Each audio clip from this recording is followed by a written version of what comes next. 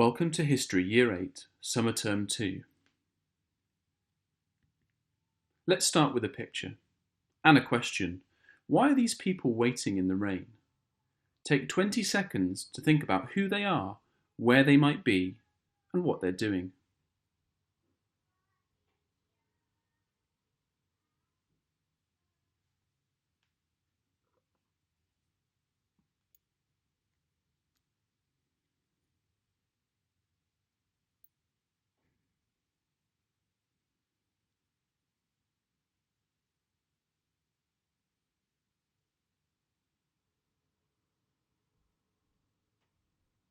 Here we see a busy London street. Many men are queuing to go into the archway, and if you look very closely you can see a sign that says London Recruiting Offices, all branches of the Army and Special Reserve. We have here a scene from 1914 where men crowd the streets to get into a recruitment office to sign up to play their part in the First World War. Scenes like this were not uncommon in 1914, once the First World War had been declared. The First World War will be the focus of your work this half-term in history, and we will look at many of the different topics, themes, and consequences of the brutal and devastating conflict. This shows us a classic enrolment poster of the time, where we see men from ordinary working backgrounds across many different social classes transitioning into the role of soldiers. At the time, Britain had an army of about 150,000 people compared to the 2 million strong German army, so there was a need for recruits. The way that people felt as they recruit will be one of our key themes for today's lesson. So on August the 4th, 1914, the British Empire declared war on the German Empire, and across the United Kingdom, men flocked to enrol in the armed forces, whilst women signed up to take jobs that had been left vacant by these newly enlisted soldiers. The war would last for 4 years and end with the signing of a controversial peace agreement called the Treaty of Versailles. The war would be the source of countless tragedies, changes, and developments. It was a brutal and devastating conflict. At the end of the war, any British serviceman or woman who had fought was awarded this Victor's Medal. On one side it shows Victory or Victoria, the Roman goddess of victory, and on the other side it shows the inscription, The Great War for Civilization, 1914 to 1919. Now you may be thinking, why doesn't it say 1914 to 1918? Well, as previously mentioned, the official end to war happened in 1919 with the signing of the peace treaties. In 1918, an armistice was signed or agreed.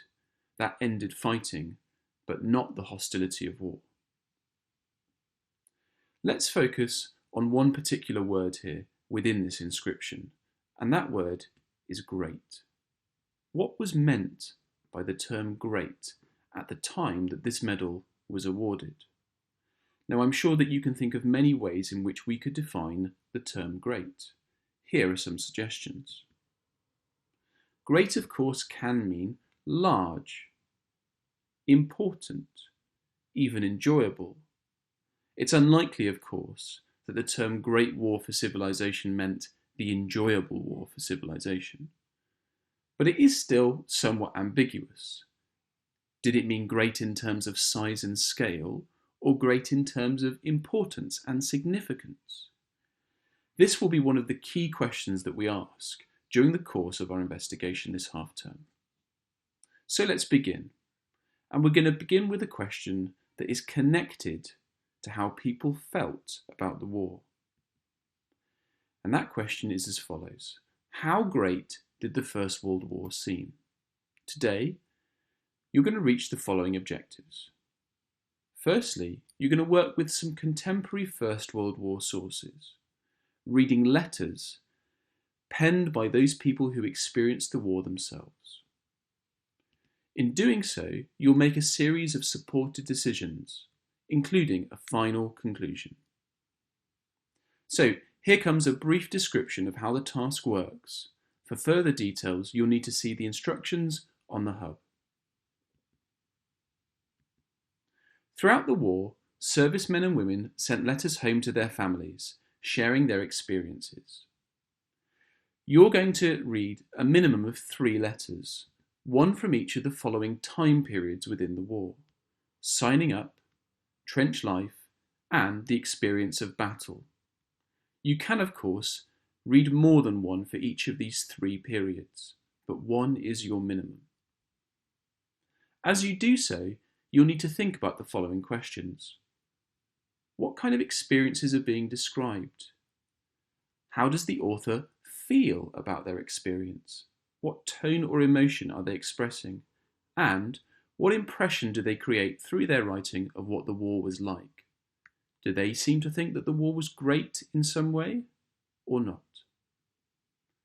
Once you've worked with your 3 letters and recorded their essential details, you'll then be asked to draw a conclusion on our question.